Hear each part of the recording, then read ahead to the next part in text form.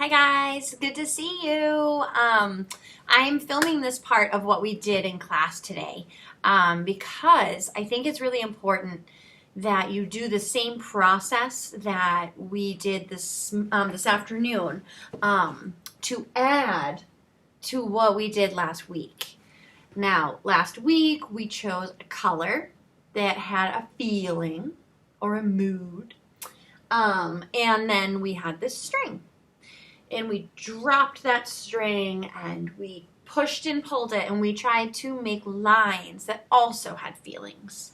And we left it there. Some of us went in with the black oil pastel or superhero crayon and we darkened up these lines. I am doing a Sharpie right now just because I had one and it's easier to demonstrate for you through the computer with it. But we'll talk about this mess up here in a second too, because it's like a warning for what the superhero crayon can do. But Miro, I want you to look in the stream on our Google Classroom because I posted two images, and I asked what do they have in common, and what they have in common is for you to decide. I want you to see one of Jean Miro's paintings compared to a Spanish flamenco dancer. I want you to see what parts of them are similar or alike and what parts might be different. And the awesome part about art is you're never wrong, so don't be shy. Tell me what you think. We did look at a PowerPoint real quick, and we looked at some things that Miro, the artist, was known for in his paintings. I mean, his paintings are really weird. Like, I'll post the one of the what I think looks like an alien birthday party. You'll see something different, but we did have a lot of fun looking at it.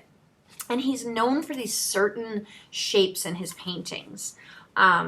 I want you to notice the big circle that's in the one on the stream right now that I compared to the flamenco dancer.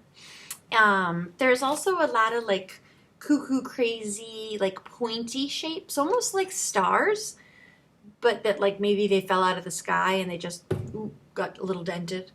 Lots of triangles, lots of lines, we know that. And my favorite, semicircle. He's got some of those, but we're going to do a lot with this. And the funniest part, I think, are these, what I call Miro lines. So that's the artist, Miro. And he used to put these lines, I feel, to represent people. And I think we were thinking that today, too. It's like these three little, like, hairlines, like, ooh. And they're in a lot of his paintings. And also, there's these stars, like very simple stars. So anyway, what I thought we would do together as a class is I have all these little colored cards. So I want you to pick a number, or pick a color, and every color has a number on it. And nothing crazy. These are small numbers because we don't want our paper to get so full that like, oh, we ate too much, Like you got to know when to stop. If your painting is too full, you might have eaten too many chicken fingers and french fries, and now you're like, oh, what do I do now? I don't feel good. If your painting gets too filled up, that same feeling can happen. Like you don't want to be hungry, so that you don't want your painting too empty, but you don't want to eat so much that you're so full that you don't feel good. And so we don't want this to be too full either. So just think about those chicken fingers when you're adding these in. So I'm going to pretend you're there, and we're going to play a game, okay? All right, go ahead, you guys. You. Okay, awesome. Pick a color. Ooh, orange, good choice. Let's see what number the orange has. It's a 5. That's a nice odd number, my favorites. 5. Now, so we're going to take the number 5 and we're going to roll this dice. And whatever comes up, we're going to make 5 of them in our backgrounds from last week. And we are going to be using a pencil because if you have too many chicken fingers or french fries going on everywhere, you have the choice to take away a little if you need to. I think it's just good to do it this way just in case you get an idea and want to change something. Okay? So, all right, yes, I'm going to have you roll the dice, okay? Ready? Okay. Good roll. It's my favorite. The Miro lines. Okay, so that's those like little lines that were he seemed to always put them, if you notice, in the slide of some of his paintings. He just had these really like silly feeling like motion lines, and they always seem to come out of the circles. I want you to notice. So to me, I'm like, I don't know, maybe it's somebody going bald and they only have 3 little hairs left. But either way, they kind of could take on like a peacock or a bird type of a feeling. I don't know, I think it's kind of fun. So that's what we rolled. But we have 5 of them. That means I want to put 5 of these in different places on my painting. So I'm going to plan ahead. I'm going to attach some to my lines that I already have from last week, but I might just kind of leave some floating because then I can always add something under them. Watch and see what I mean. But when I say the watch, don't do what I'm doing because that's my imagination, right? Your lines are different. Your color is different. Your feeling and mood, your story is different than mine. So I want you to do what's in your brain. So we need 5 of those silly, fun hairlines or the Miro lines. Okay, so I'm going to go 1, 2, 3. Then I'm going to think about it. And I might even now turn my painting a little bit because maybe I want to think about this upside down. We got to drive that bus, turn that steering wheel, turn your painting all the way around, see if something else speaks to you. So I'm going to make 3 more, and that means 5 minus 2. I have 3 sets left to make. And I'm going to add the circles at the ends that I see in a lot of his paintings. You can do that if you want, but you don't have to. I'm going to leave these ones out here and kind of have them wait to see what might roll next and attach them to something fun I don't have yet. 1, 2, 3. I'm going to drive the bus again. I'm going to turn my painting because you just never know. Aww. I like this one too. 1, 2, 3. Maybe not so big this time. 1, 2, 3, 4. 1 more. Oh, I'm going to go ahead and put some on the swoop right here. And now this is totally taking on like a bird shape. Oh gosh, I hope I was in the camera the whole time with you. Okay, so first turn is done. I can't wait to see what you added, but it's time for you to pick another number. All right. Let's drop one of these oranges. Too many. Okay, go ahead. Yes. All right, let's do it. Let's pick a cool color. We'll pick one purple. And there's a 1 on it. I almost gave that away. Okay. So that means we are going to roll the dice and only make 1 of whatever shows up. That being said, whatever we roll, you can decide to make it humongous. Or you could make it teeny tiny. It doesn't matter, right? It's still the shape. That's the shape that we're after.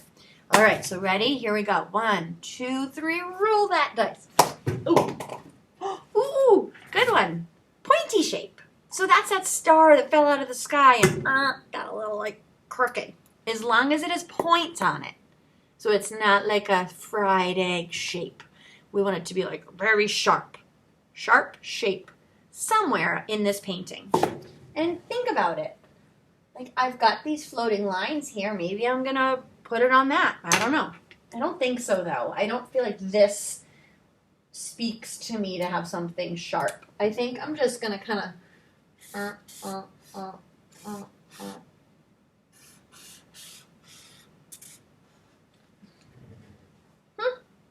Looks like a robot dancing on one toe.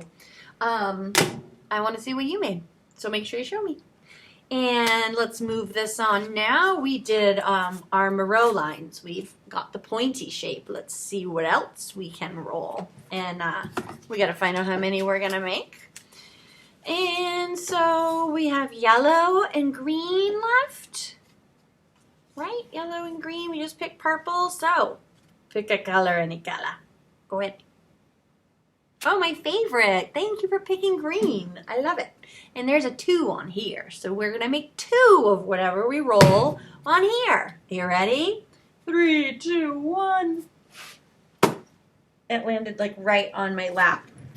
Semicircle. I always think this looks like a turtle shell or like an umbrella. But you can turn a semicircle so many different ways. Look, now it's a boat or a bathtub. Or a smile, right? Like you can do letter D. I don't know which way that is to you guys on the camera. Mine's backwards, but you get what I'm saying.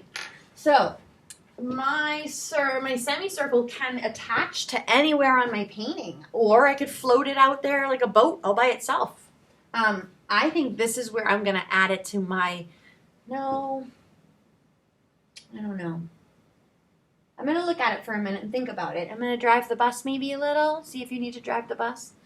I'm looking for where I have like an empty space in my plate. Remember the chicken fingers? I think I'm going to go here. And if you look close, you guys, I didn't even make the full semicircle. I just made the half circle. And I even overlapped a couple lines, and I hooked it to the line, my sad line that I had already made. So now I feel like this little character's looking down at his big belly, like, oh man, I ate too many chicken fingers. But I think I like that. Oh wait, we had 2 though. 2. Man, I almost forgot already. I was thinking so much about my semicircle. So I'm going to put another one right there because that's where my eye just thought, like, that needs a bump. Okay. So figure out where you want yours. You know, you can always pause this, decide what you want to do, unpause, and then do the next roll with me. I think we've only got a couple left. Okay. So, oh goodness, my cards got all mixed up. We had a yellow. Yellow. All right, so I guess we're going to pick yellow. Let's see what it says. Oh, can you see it already through the camera? It's a 3. So now we're going to make a 3 of something. You can tell I just painted artist hands right there. Okay, ready? 3, 2, 1. Let's give this one a good, we want a good roll right here. Free choice. Whoa, you always got to put a bonus roll in like that. And I am going to choose, you don't have to, but I'm going to choose a circle because I'm dying for a circle in this painting. Miro is known for his circles.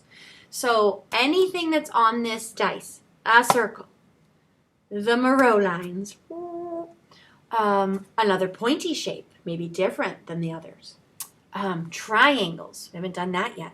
And those could go any way, be any size, any shape. Think about like shark teeth and fangs, or even maybe dinosaur lines. You know, where can you do that? But like I said, I'm going to use my free choice to do the circle. Okay?